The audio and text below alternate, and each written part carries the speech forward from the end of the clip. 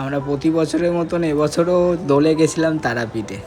আমাদের ফেরার সময় ট্রেন ছিল বন্দে ভারত এক্সপ্রেস। আমাদের খুব উৎসাহ, খুব আনন্দ ট্রেনটায় ওঠার জন্য। ফার্স্ট টাইম উঠবো তো। সকালে দুপুরে একটুখানি আনন্দ করে তারাপীঠে ব্যাস আমরা ব্যাগ প্যাকিং করে রওনা দিলাম তারাপীঠ স্টেশন রামপুরহাটের দিকে। আমাদের ট্রেনের টাইম ছিল 6:16, ভাগলপুর হাওড়া বন্দে ভারত এক্সপ্রেস। আমরা একটু আগে 5:25 স্টেশনে পৌঁছে গেলাম। আসুন দেখুন আমাদের সাথে। আমার মেয়ে বলছে কি ট্রেন লেট কেন, ট্রেন এত লেট কেন, ট্রেন কি হয়েছে বলো? ট্রেন আসছে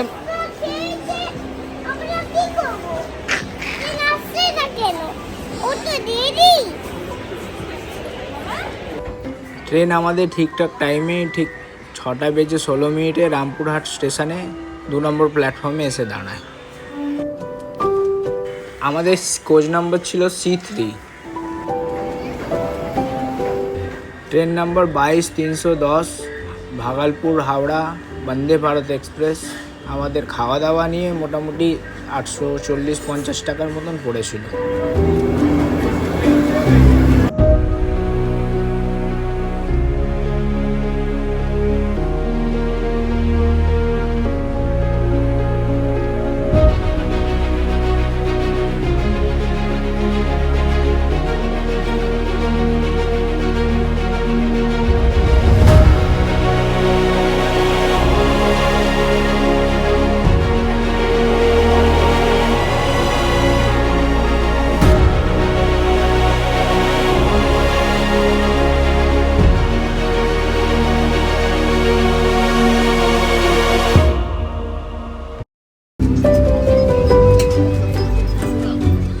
লাগেজ রাখার জন্য ওপরে দুদিকে দুটো সাইডে অনেক জায়গা ছিল। আমরা লাগেজ টাগেজ দেখে মোটামুটি 2 থেকে 3 মিনিট লাগলো। এখানে ব্যবস্থা খুবই ভালো। আমাদের কোচটা খুবই পরিষ্কার ছিল। আর ওর এই ট্রেনের ক্যান্টিনের লোকেরা এবং যারা স্টাফেরা আছে তাদেরও ব্যবহার খুবই ভালো ছিল।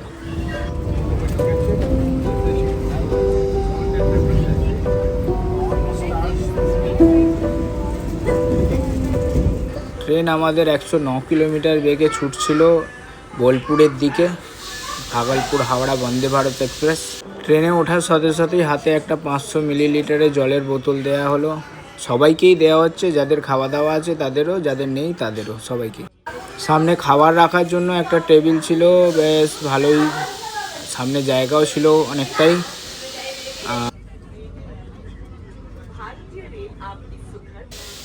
সামনে পা রাখার জন্য অনেকটাই স্পেস ছিল।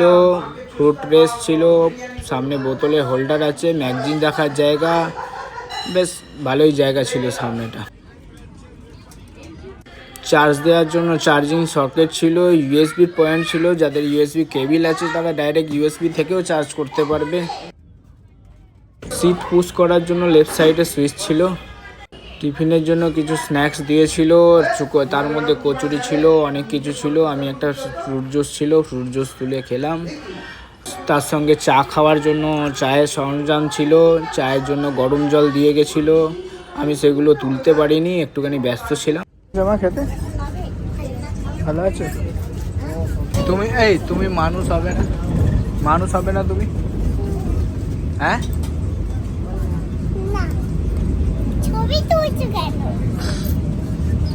বলো এখানে কি মানুষ হবে না তুমি? মানুষ হবে নাকি?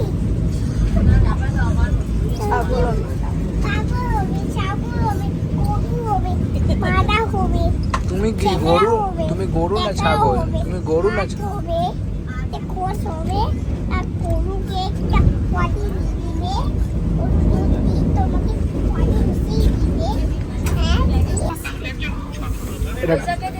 পয়সা কে দেবে? হ্যাঁ, আঙ্কাল কেন পয়সা দেবে? তুমি খাবার খাবে, আঙ্কাল পয়সা দেবে? হ্যাঁ, কোথায় আঙ্কাল পয়সা দেবে? খাবার দেবে? গরু আমার মাথায় খালি করে দিচ্ছে। খালি করে? তোর মাথায় আছে কিছু যে খালি করবো? আমার ছোটো মেয়ে বলছে নাকি সব কিছুর জন্য পয়সা ওই আঙ্কাল দেবে, খাবারের জন্য, টিফিনের জন্য, সব কিছুর জন্য, এখানে ভাঙচুর করার জন্য সব পয়সা নাকি আঙ্কাল দেবে। আর দাদু পয়সা দিবে। আঙ্কেল না, দাদু পয়সা দিবে। আমার ট্রেনটা ভালো ভালো ট্রেনটা।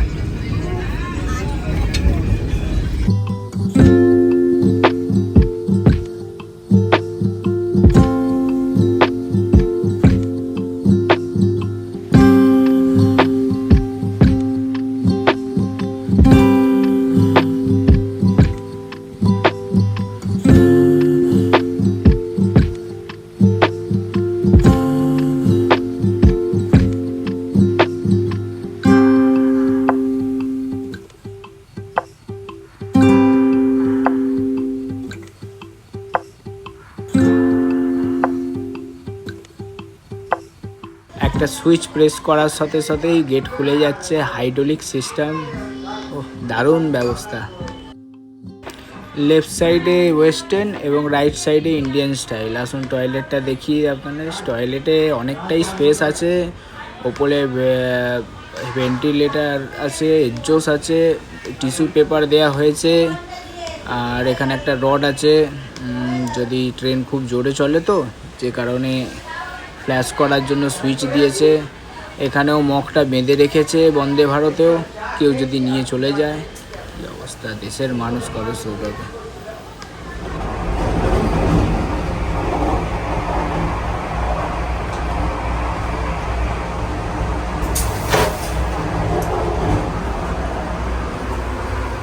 দেখে নিলাম রাইট সাইডে একটু ইন্ডিয়ান স্টাইল টয়লেটটাও দেখে নিলাম। ইন্ডিয়ান স্টাইল টয়লেটটাও বেশ বড়। হ্যাঁ, এখানেও মগ বেঁধে রেখেছে। কী অবস্থা।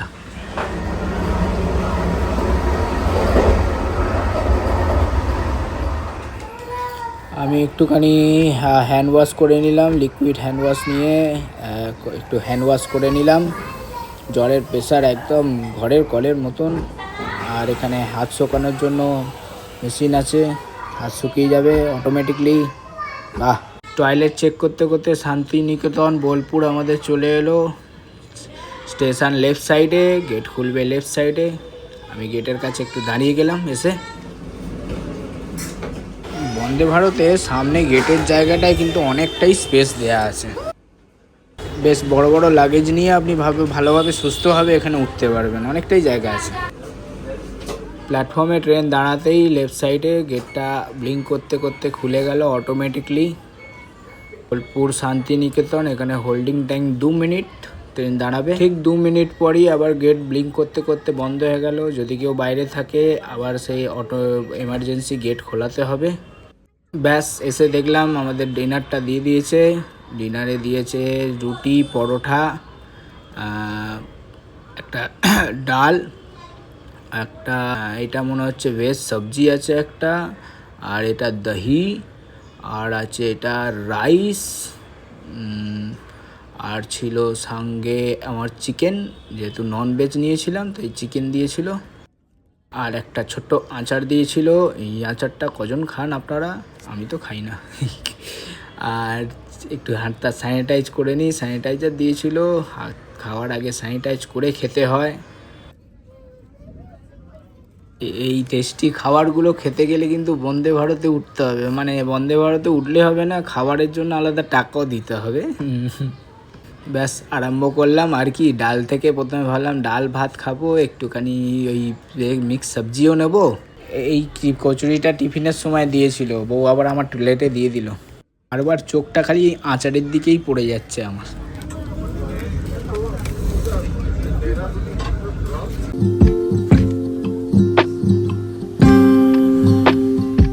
হ্যাঁ, তবে বলে দিই জল আপনি যতবার চাইবেন মোটামুটি পাবেন। চিকেনগুলো বোনলেস ছিল, মোটামুটি ভালোই ছিল চিকেন।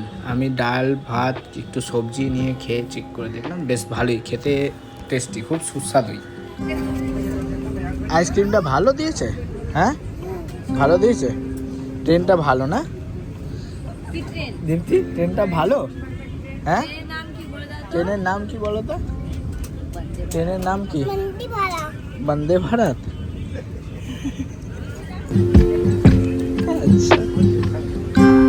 নিশামা, তুমি জানো এটা কি ট্রেন? ট্রেনটা ভালো?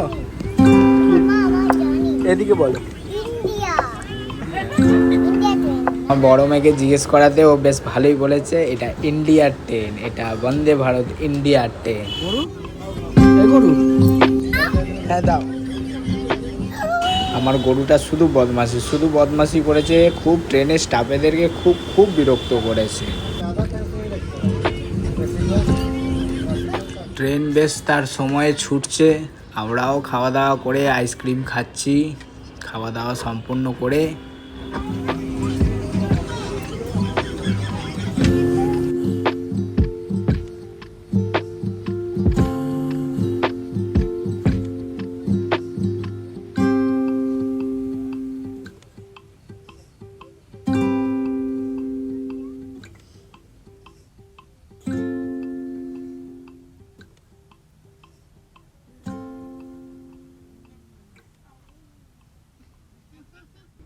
ট্রেন আমাদের 124 কিলোমিটার বেগে ছুটছিল, হাওড়া মোটামুটি 41 কিলোমিটার। আর ট্রেন তার ঠিক সময়ে চলছিল।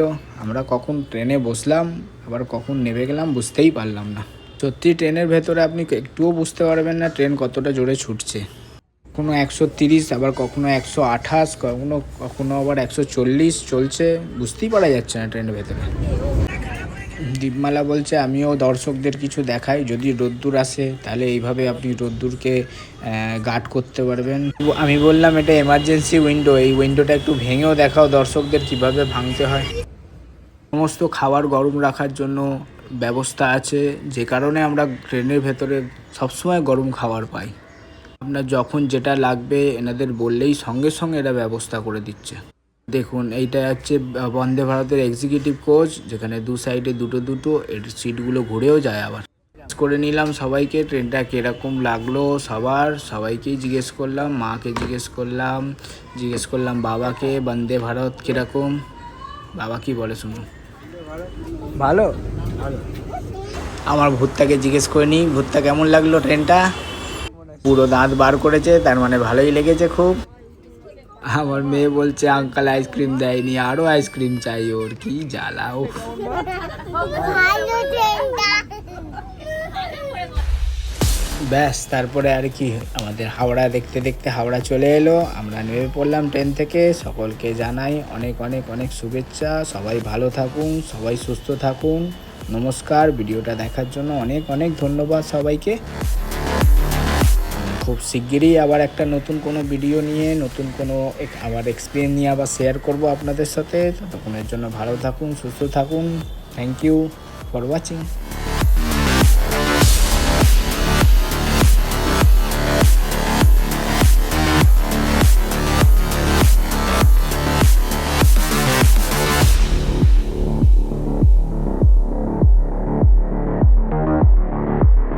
ট্রেনটা কেমন লাগলো? ভালো লেগেছে? এই ট্রেনটা ভালো? হ্যাঁ, তোমার পছন্দ এই ট্রেনটা তো? ঠিক আছে। খাবার কেমন ছিল?